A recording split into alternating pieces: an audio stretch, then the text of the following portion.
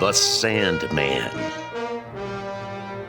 Wild and barren, a forest stretches its limbs skyward, not far from Gotham City. Dark rumor calls it haunted. Gaunt death stalks its sylvan paths with terrible tread. Catastrophe and disaster share its dells and glades. Poisonous and evil as the trees themselves. Grasping tentacles reach even into Gotham City itself.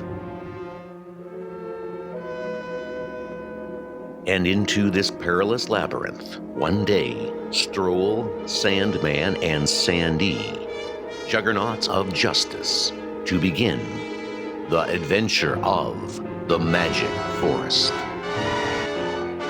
The Sandman, Sandy, Nightshade. Darling, do you think we're wise? I've heard such strange tales about these woods. Oh, don't be childish, Nora. This shortcut will get us to Toby's party, just in time.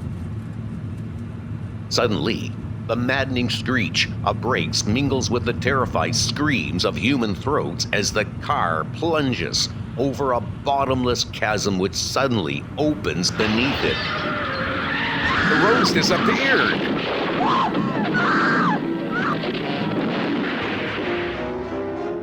Meanwhile, a lone wayfarer treads along the shaded trails of the dreaded forest. The hiker nears what appears to be an old rotting tree trunk. A slight shudder ripples through the dark horror which trembles to life. There is a sinister, deadly whine as it discharges one of its great spear-like branches at its human prey. Ah! From a black hole in the huge trunk slithers a long, thin tendril which entwines itself about the fallen victim and drags him to a terrible doom. Nearby, a hidden figure emerges from the concealing bushes and mops his perspiring brow. Boy, that convinces me. I'm with the Nightshade all the way. Hidden deep within the tangle of the forest of horror stands an eerie house, pale light filtering through its time-worn shutters. In that house dwells the Nightshade, who is as deadly as the poison after which he is named. You have beheld the evidence of my powers, gentlemen. Throughout the history of crime, one essential that each perfect crime demands has always been lacking. I shall furnish that sought-for element at a price. You mean you can help us commit perfect crimes? Exactly that, my underworld friend. All evildoers need a refuge from the vengeful arm of the law. A place where he can hide until the chase dies down. I can provide the perfect hideout. In this room, I can control all activity in the Magic Forest. The Nightshade shall begin a new era in crime and grow wealthy. Wealthy! Meanwhile, at the birthday party of 12-year-old Toby Tucker at the Rich Tucker estate. Hey, Toby, what are you doing out here? It's Mother and Dad, Sandy. They promised they'd be here soon. Cheer up, Toby. They wouldn't miss your party. They'll be here any minute now.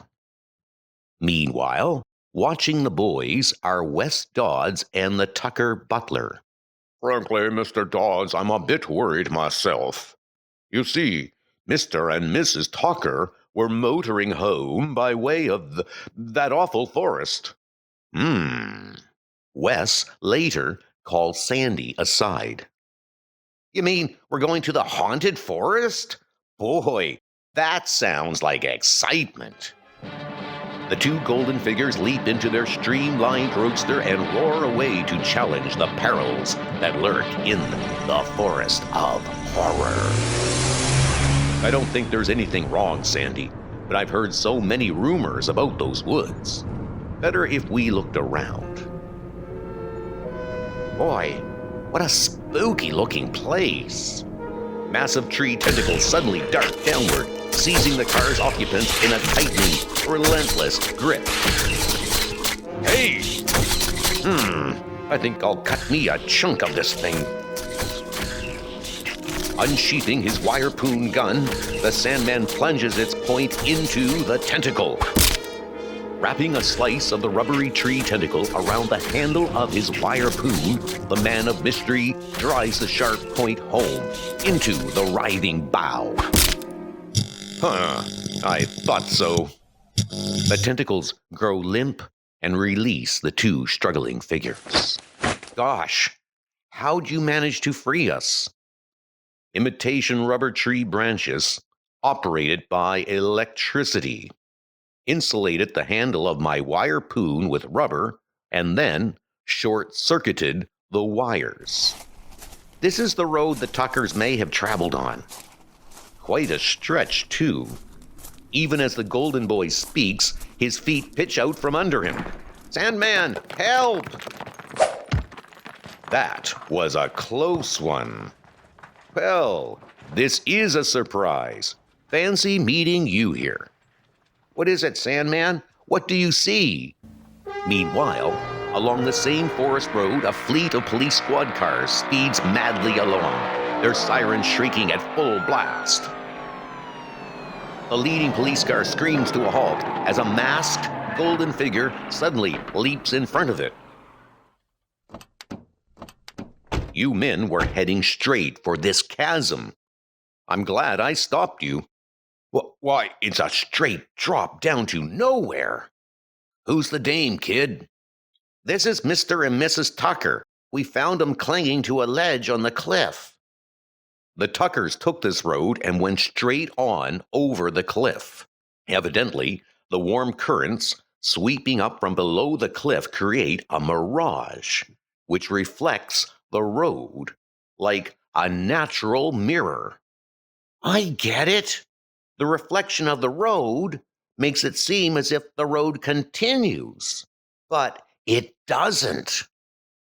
Nodding to Sandy, the Sandman and his companion slip silently away into the forest. Our blue coat friends tell me Chunky Harris robbed a bank and fled out here. When we find Chunky Harris, we'll find out why someone built a road leading over a cliff. Look, Sandman, tire tracks. They turn off the road. That means those crooks knew of the mirage and counted on it to doom the police who were chasing them. Meanwhile, car after car, filled with jubilant mobsters carrying their plunder and loot, pulls in at the Nightshade's hideout. Here they come now, my caravans of crime, filled with the riches of a plundered city. Hiya, Nightshade. What a haul we got. Crime is certainly paying dividends with your plan. Gold, jewels, all for me. Yeah, we got half the town's wealth here. While the booty is being divided, two golden figures steal into the control room. Voices downstairs. Let's swing into action, bub. Right. Let's drop in on the boys. Sorry to interrupt the meeting, boys. You look like the ringleader to me. I'll kill you, brat. Oof! Lay off that kid. The Nightshade recovers, and in the midst of the confusion, he gathers his loot and flees from the room. Let the fools fight. I'll blow them all to kingdom come and keep the loot myself. Ha ha ha ha! Meanwhile, the Sandman and Sandy chase the remnants of the gang. Come on, Sandy, let's finish up our mopping. So we lead them to the paper door? Yeah, duck when I yell. Duck! Hey, that door was made of paper. At that moment, the air shudders with deafening concussion. The hideout is blown to bits in a white, hot burst of heat and bleed.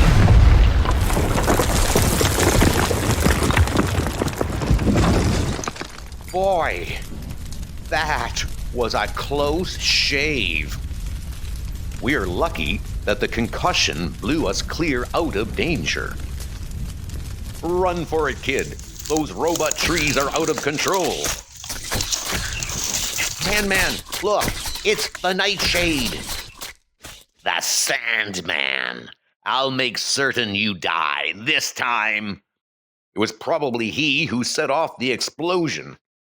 After I blow holes through the both of you, there'll be nothing to stand in my way. I'll be rich, rich.